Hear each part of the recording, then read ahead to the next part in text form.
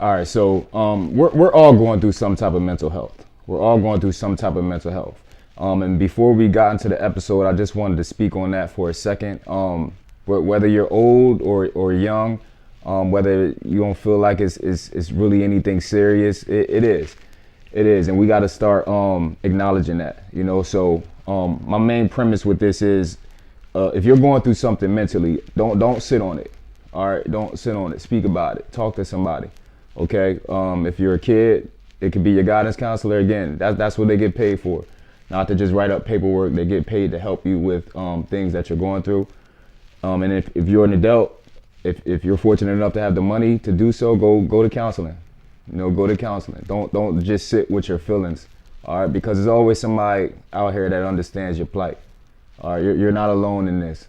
You're not alone in this. And I just wanted to say that before we got into the episode. We had a great dialogue about it coming up. Do we have all the answers? No, but we're trying to get to the root, and we're trying to get to the solution. All right, and that's all you can do. So hopefully, anyone out there dealing with anything mentally or what so have you, hopefully you get something from this episode, and we can all be better people from it. We can all be better people from it. God bless and take care. Hope you enjoy the show. Right, we not having that. We want to build a community, forever. Kids win, we win. Period.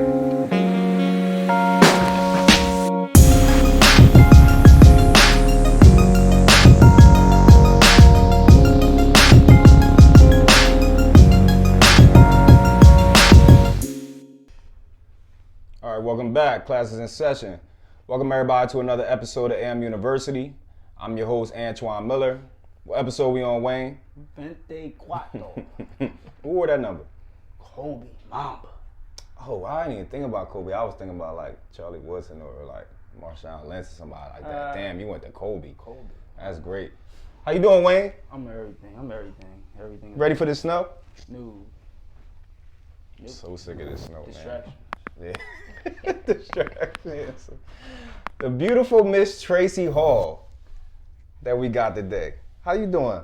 I'm great always. And for the record, it's Tracey Cooper now. Let's be politically correct. I grew up. You damn near, we was in your house all day eating yogurts all the time. Like, all we know is Tracey Hall. I know, right? Like, it's different. How you doing? I'm great. Great. Happy to be here. Glad that you guys got me on. Yeah, that's good to hear. All right, so we got a topic that I know is dear to your heart, and I've been thinking about this for a long time, and it's not addressed enough in the athletic community and damn sure in the black community, and that's mental health, right? Like I think a lot of us, let's stick to athletes to start. I think a lot of us, for lack of a better word, we just use our athletes, right? Like we don't. It's and I was a product of this as well when I started coaching. It's like we come to practice, we do whatever we need to do, and you go home, right? And you better perform during that time, during that practice time, during that game time. You better perform. I don't care about what the problems that you got going on. That's not what this is about. Like, and especially growing up in Camden, you expect that rugged type of kid that you can just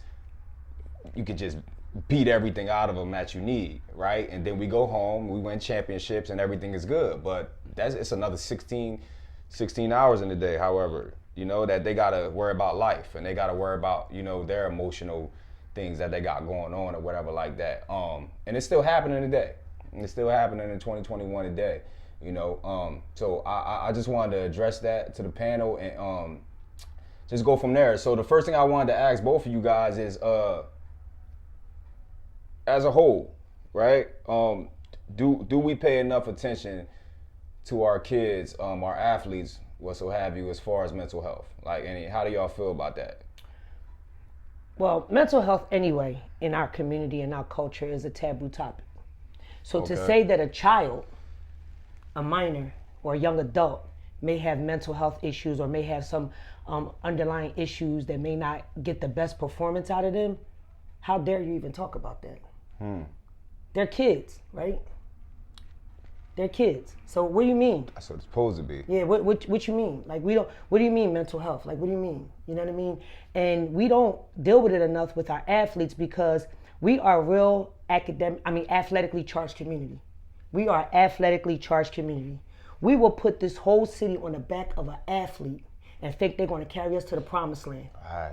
We'll put a season on some kids and tell them this the year we going to the chip, and it's up to y'all to get us there. Right. That's pressure alone. But then you want them to be in class. Then you want them to have friends. Then you want them to have girlfriends or whatever the case may be. You want them to be a average teen, but be an athlete on top of it, right? So we don't deal with the mental health because that's a lot of stress. Imagine being 15 years old, knowing that the city's dependent upon you to, number one, score your 2030, win the game, and take this Camden to the championship, the state championship. Imagine that. Imagine that pressure. On top of mom and dad may not be getting along at home. Or home may not be the traditional home that we know it. Right? So it's a lot of factors we never looked at. And more importantly, in this city, we don't teach athletes how to adjust when athletics stop and real life starts.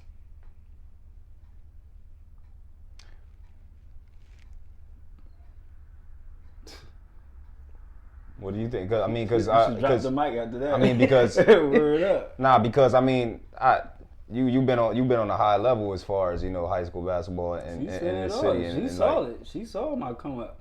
She saw it. And it's so funny that you said that, and because obviously I started 1 year for Camden High and I never played again, right? So I got to see a lot, right? I got to see everything that you said. I got to see the crowd. I got to see the coaches. I got to see the players handle all this, right? And it never made sense to me, like when not saying him, but anybody that played was 23. Nobody was around, right? They went to jail once. They had 2 kids and they started selling drugs. Nobody was around. But when they were 17 and when they were 16, people wanted to buy them sneaks. People wanted to take them Right. to temples. People wanted to feed their ego. Right. People wanted to do all of this because that's what we do. When it's a high, when people are winning, we love to win. But we don't want to walk with people and hold their hands through the storms. Not realizing if I go through the storm, at the end, I'm winning. If I make it through the storm, at the end, I'm winning. But we don't want to walk. We want these kids to be on the high all the time. God forbid that they go through a storm.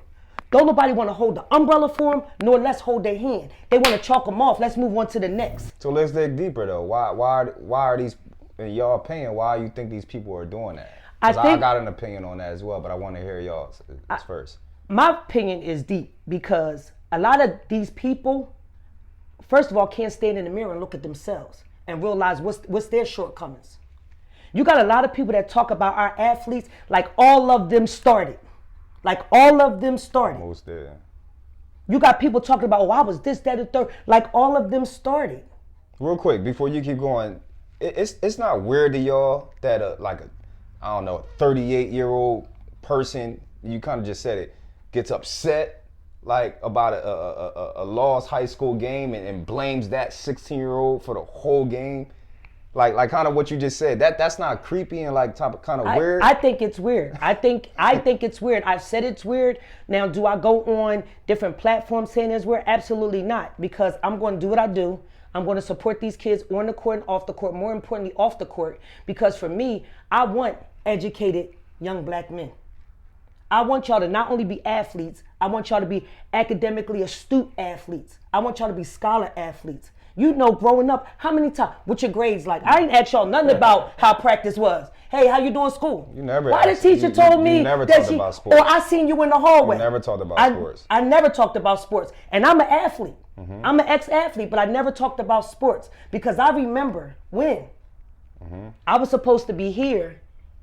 And then after a baby and a few other things, I ended up here. Then I had to realize how to get over there. And I was just a girl. Female athletics wasn't even popping like that. We was just starting to get on the come up. But I remember how it felt when you go from here, then you here, but then you got to figure out how to get over there. And I'm thankful I have family support, and I come from a family full of athletes that was battled with some injuries. Everybody knows the history of my uncle. My uncle was the first African American to receive a full athletic scholarship at Florida State. And his career lasted 1.5 seconds or 1.25 seconds, something crazy like that.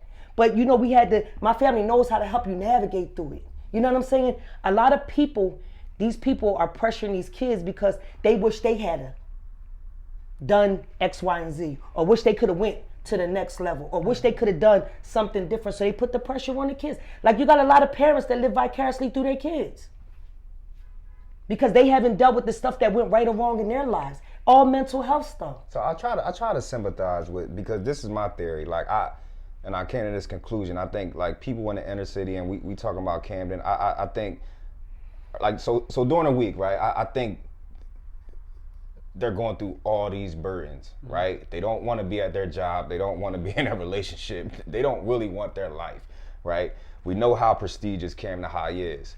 I want to say that's a sense of enjoyment for those 2 hours, and they want to just pour into that, you know? So I think that's what it is. I think they want to give that positive energy because of that, and it brings me joy. You know, it's like with anything. You gambling, you getting high. But it's entertainment. Athletics is entertainment. Even at the lower, but it gets you away from your real. It puts you somewhere else, and I get that. But we are putting mounds of pressure on kids. Kids. I've watched athletes in our community under pressure. Nobody's noticing that these kids are under pressure. They taking perks and going to play. Not one coach. Going to play. Not one coach noticed, that kid high. Nah, he probably just ain't getting no sleep last night. The mental stress that we put them through, the rigorous, the training, all of that we put them, and the expectations. Think about you as an adult when people put expectations on you, how it make you feel. And we an adult. So imagine doing that to a teenager. It's hard. It's hard. I think sometimes we need to understand, first of all, they're kids, right? And what did they say when you guys first learned how to play sports? If it ain't fun for you, if it stops being fun, it becomes a job, right? Yeah. We gotta make sure these kids are still out here having fun while progressing to get to the next level, right?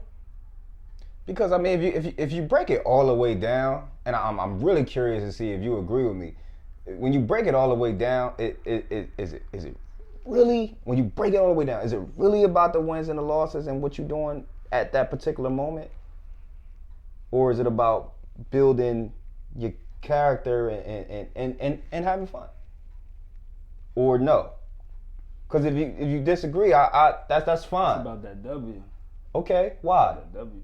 What you mean? Just like every year is a different class. After you done school, you forgot about next. After you win, that's it. It's like, okay, you won then. Now what you doing this year? We winning this year? What we doing next year? We winning this year? We done. But what happens when the basketball stops or the football stops? That's even worse. What happens after that? But I'm just saying, like, let's just say, Camden High won the states last year. Nobody would care about them winning the championship last year. They would just be worrying about what's going on right now. Like, we're going to win this year. And you think that's okay?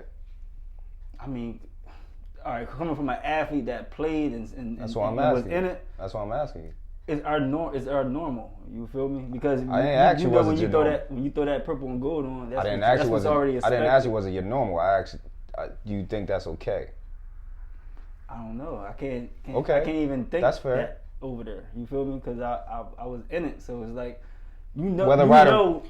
it's like a secret society. You know, once you join the purple and gold, you already know what we expect. You join the Lakers, and I get that, but I see during my era, I see young men that I know wore that purple and gold that felt the same way standing on Mount Ethan Avenue, high as a kite, because they couldn't make the adjustment. Because nobody taught them that you need to make them grades. Because when basketball stops, guess what? You might got to get a job. Because life is going to start at some point. Whether even NBA athletes, at some point, life starts for them. Now you got your Shaq, who did everything right and got money sitting hand over fist. But then you got other guys who may not did everything right because they was living for the moment, living for that win, and wasn't thinking about what happens tomorrow, right? Like my boy Delonte West, man. I used to love them. I mean, I still do love Delonte West. But he had that's a great example. Right, that's a great example. He had bipolar disorder that was never addressed. Here's the thing. Right. Like you got, Right. It's a football player the same way.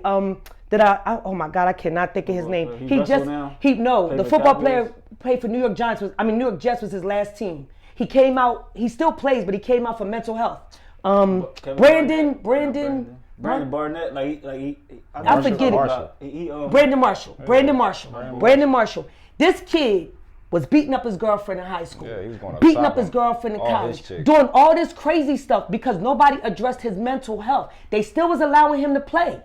They still was allowing him to be in school instead of tackling his mental health. Come to find out, the boy was diagnosed with bipolar disorder as an NFL player, though. Damn. Think if they had got him back way back when. He may have been a different whole around player, a whole different player, whole different person, and not have been in so much trouble. Like, we look at our athletes and assume they're going to get in trouble. They're getting in trouble because nobody's ever addressed their mental stability or instability for that matter. Trouble just don't happen for you. Right. You create trouble when you're not focused and your balance is off and your mental ain't right. Right. And you forget about the wins. You forget about success because right now at this moment, I'm going to do this. Right. That's aggressive. That's a disorder that sometimes is built based upon anxiety. And sometimes a lot of people got a whole lot of internal depression. And what we fail to realize is some mental health issues can be genetic. The quiet keeper that we don't talk about. You know, the uncle that everybody got that we ignore? Oh, just give him something to eat. Uncle Pete cool. Those type of things. Like, some things can be genetic, but we don't address them. If a kid is quiet, oh, he just having a bad day. No, something's maybe going on with him. Yeah, let him work out. But hey, let me talk to you afterwards. You good? What's going on? You know what I mean? I don't know if I could be able to help, but you might want to talk. Let's talk about it. How many conversations you had outside of basketball in your high school career from your coaches? That's funny. When she was just talking about that, I was thinking about a coach, but it wasn't basketball, so I gotta give it to him though. Greg Pease, and he used to call me bipolar. That was my nickname, because he used to kind of look at me and tell like I was a little off, something, but I used to be laughing, smiling at y'all. He's just like, "Oh, Wayne, come here. Come here, what's up with you?" But he was joking about it. Yeah, he'd be joking like, "Come here, bipolar, come here. You all right?" But there was conversations that was had about Wayne. You understand what I'm saying? As adults, I'm like, yo, like, he a ticking time bomb. Like, y'all might want to talk to him. I see it. You know, but the crazy part about it, I see it, but I didn't even see it in my own kid. The stress and the pressure and all of that. You know what I mean? The stress, the pressure, going from D1 to D2, then finally finding his way in D3. Doing well in D3, I'm thinking that he's adjusting well. But then guess what happened? Graduation. Real life was about to start. All stuff. I went to these couple combines. I don't know if I'm getting picked up. I might really have to go to law school. How about this? I'm supposed to start working on Monday because now I got to come back home. You know, real life was about to start because at some point, athletics stop. And you become fathers. She talking that work. We don't, especially where we come from. Like, first of all, like, we're all traumatized. Yes. Like, let's put that out there. Yeah. Like, we're all traumatized to a certain extent, right? So you already on the back burner as far as having emotional stability. like with anything in your life, right? And now we're asked to go into these fields, you know, like you talking about jobs and again, go back to high school, the pressures of performing at a school of this magnitude. And think about that in 2021 with social media, which brings you more anxiety. Yes. It's like, I've really got to catch myself at a light, like, and not look at my phone. Like, I really got to stop it. Like, because it gives you a sense of gratification real quick. Right. Like, we all got ADHD a little bit in this day and age because of social media and because of how fast everything is moving. You know, so but again, and especially in our community, we play with what you're talking about a lot. Like, we don't laugh at it. We laugh at it like you soft. Like, God forbid you tell somebody you're not okay. And that's the crazy part about it is the moment you say, I'm not okay, oh, he a punk. He soft. that boy crazy. That boy got issues. Nah, he ain't okay. You think we could cry, right? You still think, 2021, you think we could cry in front of a bunch of dudes and it'll be all right? I know, I but broke that barrier. But, well, yeah, but that's still, it's still not normal, though. Man, I cried. It's still But not normal. we need to have these necessary conversations, these necessary dialogues to change the narrative. It's a coming upon us to change the narrative. You know what I mean? We gotta let these young people know, if you feel some kind of way, it's okay. Think about it. 10 years ago, 10 years ago, my daughter said she wanted to look into doing sports psychology, right? She wanted to learn the mindset of the athletes. So I talked to another girlfriend of mine who actually is a psychologist. 10 years ago, might have been 12. She said, FaZe is on to something because that's an up and coming field and it's strong. After doing some research, just about every NFL team, most colleges, most NBA teams got sports psychologists on staff now. Why you think that is? Pressure, stress. The moment a joker, if you get hurt, there's a joker chopping at the bit to take your spot. Once he take your spot, it may not be no coming back from that. What kind of stress is that? Now every day you want eggshells. Oh my God, my knee hurting, but I can't. I gotta play. Because the moment I say I'm not okay, somebody take a. It's crazy. I wake up with anxiety and I gotta check it. Like I didn't feel like that when I was younger, like in my early 20s or in my teens. You might have felt like it and didn't know what it was. Nah, it's like it's weird, yo. It's like because my mind is racing on so many things that need to be done, like, and it gotta be done. Like it's just this time is like insane. So do you think like what you saying, like so many things gotta be done to be successful, like that? Yeah. All right. So are you gonna be that parent that you talking about, like putting all your eggshells onto your daughter at the basketball game? Hell or you no. gonna let it just be what it is? Hell no. I'm gonna give all my daughters all the tools that I ever had, and I'm gonna let her go. You sure?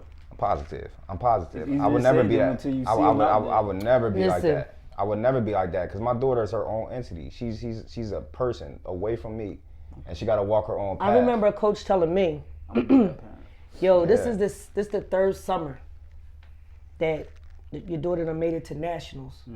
They called her name for her lane, and she ain't here. Why? We on vacation. Track is a long season. She said she was done. We done. But more importantly, I made sure all my kids focused on their academics. Okay. Because in the event that you give up this athletic thing, something else still got to pay." See, and that's a good segue though. Like, all she talking about is foundation. Education, right? Education, foundation. Like, how many people have a foundation that they could lean on? Like with anything, in relationships, your family, just your family in total, like your friendships.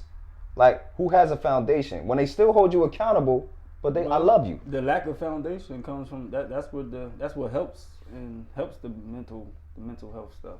People with no foundation. The lack of foundation. The lack of foundation means it prompts them into having mental health issues. You don't think so? Nobody to talk to. Nobody strong to fall back and talk to. Yeah. A mentor, anything. And people not really addressing it. Tracey was a female mentor to me. And you might have knew because you knew what mentor was, and I didn't. But I didn't know Miss Tracey was a mentor, but she was. Yeah, I was out there having a necessary conversation with y'all because being a woman, I kind of knew other stuff, and I know the other stuff that has a lot to do with athletes, male athletes, which is like women, girls, needs to be addressed because that gets the mind all crazy too. So like the whole mental. Why don't we address it though? How about that? Why don't we address it as a whole? There's other stuff going on in the hood. There's too much stuff. Is it too fearful to address? Is it too embarrassing to address? I think culturally we've never addressed it because culturally, and I'm going back. As a culture, we was always told take it to the Lord. What happens in your house, don't talk about it. What happens in our house stays in the house. What's going on, we're not supposed to speak about it. So culturally, we've been groomed and bred to hold on to things and not express our feelings and not talk because. One of my closest friends, I ain't gonna say his name. He told me the other day that I address everything internally. Like I just figure it out in my mind, and I said that's the dumbest shit I ever heard in my life, bro. Like how are you going to talk about your flaws and your weaknesses to yourself? You gonna explode on the wrong person, right? And like clear it up. Like what? That's insane. That's mental health issues right there. Yeah, right. Well, I mean, that's because we are always, I'm telling you, as a culture, think about it. And you guys are young, but my generation, our grandparents and our grandparents and our parents always, whatever happens in this house stays in this house. Like I know so many young ladies who've been product and young men who've been product of sexual abuse because it was never talked about. But yet they still got to go to practice and practice. They still got to go to school and sit in class. They still got to go on the court and perform. They still got to go on the field and perform. And nobody knows what's going on once they walk off that field. I remember in y'all era, coach was like, yo, some of these kids ain't eating. We got to figure out how to feed these kids. We got to figure out a way to feed them, but not make them think that we singling them out because they not eating. Think about the reason why there was always Friday meals before football games. They wanted to assure that the athletes got fed before the game Saturday morning. That's where the whole Friday meal came from back when Coach whoever started I didn't think that. Coach Simp. Did you think that? They started that because they wanted to assure. I didn't think that. But No, I didn't think that. I didn't think that either. That was the reason. And then think about, at one point they was feeding y'all breakfast. They wanted to make sure everybody had a good, nutritious meal before they stepped on the floor or stepped on the field. Good nutritious meal. That was exact words that was said to us too. I gotta make sure everybody eating without singling out the kids that I know may not be getting meals. It's like these type of things ain't going on, and other the rest of the world have no idea these type of things that you're talking about. Like, and it's so crazy that this is a culture that's synonymous with inner city or urban. You go anywhere, Chicago, Michigan, Miami, their high schools and their inner cities have the same dynamics. yeah. Right over the bridge. Because culturally, we as a black and brown society don't deal with different things. We don't talk about different things. We don't say that we're not okay. Like real quick, okay, like this is totally off. It's not off base. Did y'all watch Malcolm and Marie? I didn't. I would try to, Twan, only for your strength. You did it because of me? Yeah, that's the Okay. only reason, yeah. I got all the way to. Well, go ahead. I'll tell you how far I got. I see. I'm not gonna watch it, so you can tell I don't. Yeah.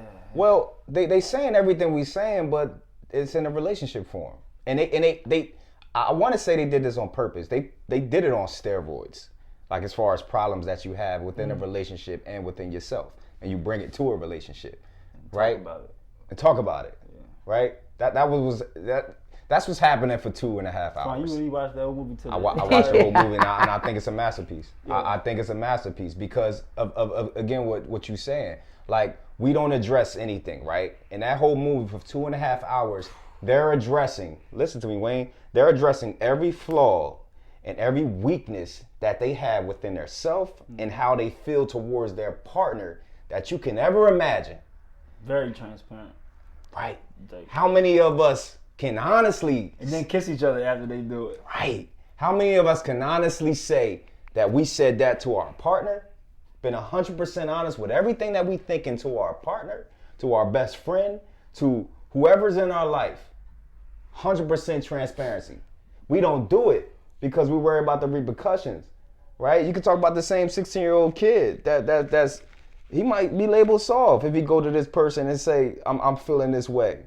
A 16-year-old dude that might be gay, right? He go to his coach or something like that. Like, he might be labeled whatever, but that's his truth. They told their 100% truth and they figured it out in those 2.5 hours. And they ended up okay. And they might end up single, right? Definitely. But they grew from it, right? You knew exactly who I was and we ended cordially, right? I've never seen that in the history of cinema in my life. And I've never seen it in real life as well, And I think it goes back to what we're talking about, right? Nobody want to have these conversations because it's uncomfortable. It's a tough conversation. Right. Right. It's a tough conversation. True. But it starts But with it's a tough conversation with yourself, though. Yeah, it's a tough conversation for the 15-year-old kid that we talking Right. about too, and it's a tough conversation for everything that we have. Everything that we saying is tough. When I was in high school, we didn't have school-based youth services. They got school-based youth services in they had them at one point, most of the schools now. A lot of them have licensed clinicians and therapists in their office because it's a known problem now. These kids are having mental health issues, mental breakdowns, and we need support staff on staff for these kids. But back when I was in school, they could care less how we was feeling. Is that the same thing as a guidance counselor? Or are you talking about? No, it's totally different. It's licensed therapists, clinicians in most of the schools now because our children are having. We live in. And you know what it was? Y'all dealt with it. Right. Y'all were strong. Because it wasn't that we were strong. No, it was that we strong. was taught to deal with it. No, but y'all were stronger than us. Every generation. Hawk said that. I'll never forget that. Every generation gets softer. Yeah, y'all was way stronger than us. But think about it. I just pulled up outside. It's dark. That's traumatic. Living like that every day. Imagine coming out your front door every day as a 15-year-old kid and you gotta wait till daylight to see what's going on. And you normalize it. It's normal. Oh, that's just how it is around here. That's not right. It's nice around here. That's Joel. not normal. But That's not normal. Make it bad. Joel gonna be like, "Who you?" And we're gonna have to get some lights. you understand what I'm saying though. Yeah. You understand what I'm Get saying some lights for though. him. Like Definitely. They normalize it. We all normalize it. Like and that's kids, where you gotta catch yourself. Right, our kids are dealing with stuff. Yo, there was a shooting around the corner last week from my house, right? You got kids. No, it's normal for our kids. But then they got to go to school, go to practice, do all this other stuff. Walk to practice. Walk home for practice. But Pookie just got shot on that block, and I got to walk past that block to get to school, to learn and sit in class all day. Right, not now because we're remote, but I got to, on a normal day, I would have to walk past that to get to practice or get to school or whatever. And now this is a normal. Kids feel some kind of way about that kind of stuff. As an adult, I feel some kind of, I'm traumatized. I just said I walked in there from outside, it was dark. I was traumatized. Like, look how easy you said what you said about when I asked you about your high school experience. We supposed to win. Yeah. You said that with you ain't even hesitate. But what happens when you stop winning and you start losing a little bit? Oh, it get ugly. That's the problem. We don't teach. We teach our kids to be a big fish in a small pond. We don't teach them how to be a small fish in a big pond. Why does it get ugly? It happens. We human. Can you go out there and do it? Like the person that's talking about the 16-year-old kid that missed that shot just now to win the game. Can you go out there and do it? No. You putting all this on this 16-year-old kid. All they know is the insane, win. But bro. the moment you don't win, think about after the game when your players don't win. What happens? They drop their head. They sitting on a bench. But that's these people in these leadership roles' responsibility to not let that happen. And that's where the crucial part come into play, because society is so brainwashed and trained to think that like I was with a coach one time and like I don't slap kids' hands when they come out the game, never. And I do that for this reason, right? Like, because if you notice, a lot of coaches, they slap hands when you winning, right? When you losing, I don't slap. You ain't slapping no hands, right? Think about that. They tell you go sit down. Look at a lot of coaches and see if they slap hands when you down 25. They don't do it. So what are you sending to that kid's brain? If I'm not doing something great, you don't mess with me. Damn. So I can't fail, because if I do something bad, he done with me. So that's why the stress. That's why I'm even killed, and it just goes in reverse in circles to everything that we saying, you know. So it's like,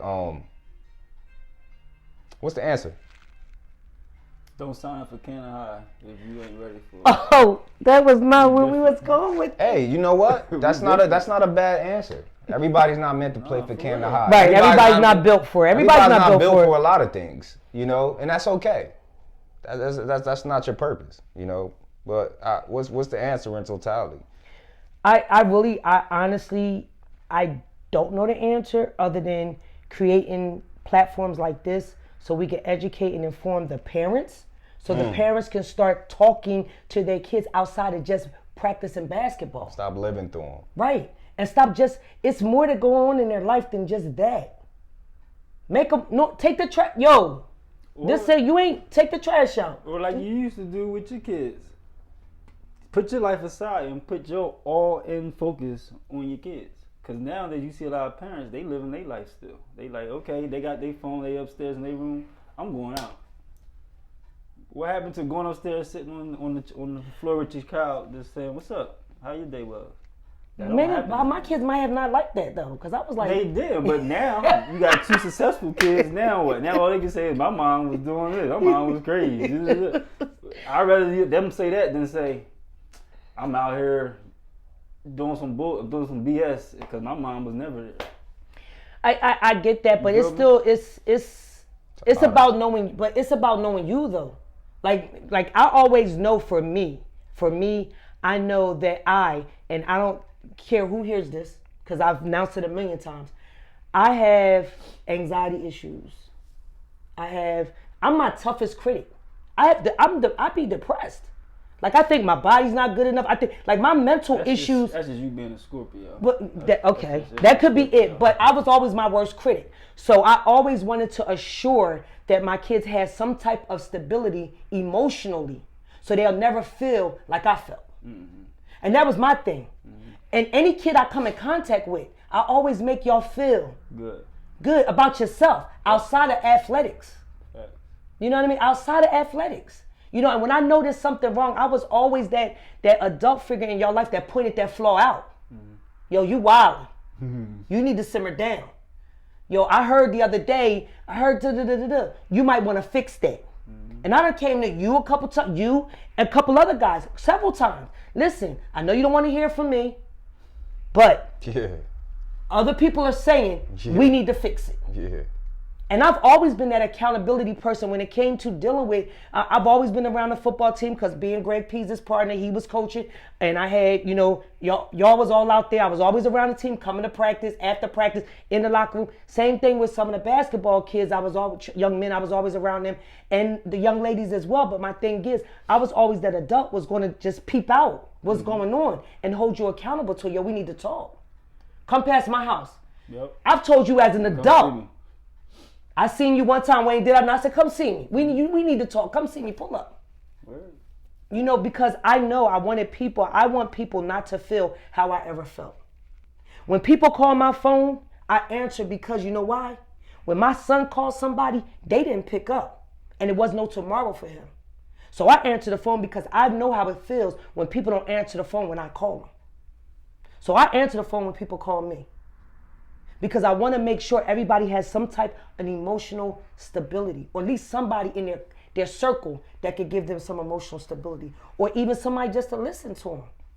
Because it's rough out here. Just to listen. Because life is going to happen. Just to listen to them. Just to listen, because life is going to happen. But the key to life happening is what? Keep moving on. Well, how you respond to it. How you respond to it. Mm-hmm. How you get up. How you respond to it. And that's when the winning attitude comes back. Because even though you fall down, what's the key? Getting back up. But sometimes you need help to get up. We just need to recognize when you need that help to stand up. I'm going there. That's what it is. The support system, man. It's simple stuff. It's really simple things. Like, sorry, y'all. You got a little deep. Nah.